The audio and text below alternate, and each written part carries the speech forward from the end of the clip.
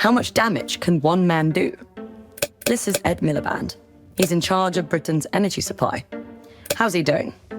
Well, a report published today shows his plans to rush Britain to net zero are forecast to make our energy system £350 billion more expensive. That's a £500 hit to households. Here's why that's a complete disaster. Net zero means cutting greenhouse gas emissions to a point where we emit no more than we remove from the atmosphere. And the idea is that if all the largest polluting countries did it, then we'd be able to stop the global rise in CO2 levels. It's a bold goal, and the UK was the first major economy to make it law. So far, the UK has made the greatest progress on carbon emissions in the developed world, whilst being responsible for only 1% of global emissions. But there's a problem. We committed to a multi-trillion-pound, 30-year transformation, affecting everything from how we drive to how we heat our homes, without a plan. Today, the UK has some of the highest electricity bills in the developed world. And it's not just the cost of generating energy. We're paying twice. Because when the wind doesn't blow or the sun doesn't shine, we still need a backup. So we're building two systems and footing the bill for both. Meanwhile, manufacturing is struggling. Families can't afford their bills, and businesses are shutting down. Remember the £300 promise Keir Starmer made at the election? Not only has he not achieved that, but bills have gone up instead.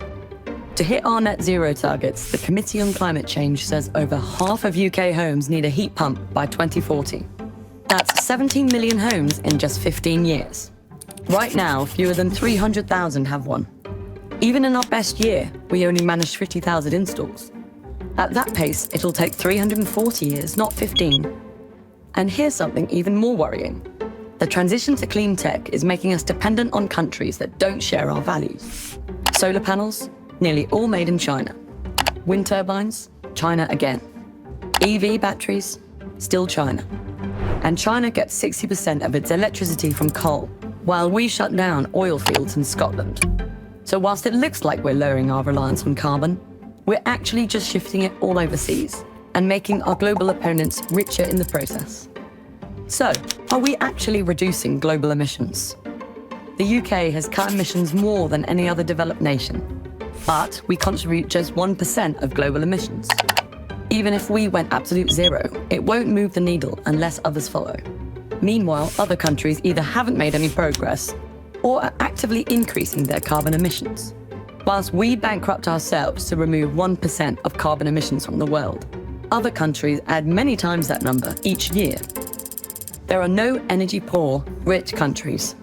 It's time to face facts. Net zero by 2050, with the current plan, is impossible. It's not because we don't care about the environment. It's because fantasy policies won't fix real-world problems. We need to stop pretending, because politics, based on press releases and wishful thinking, isn't a climate plan.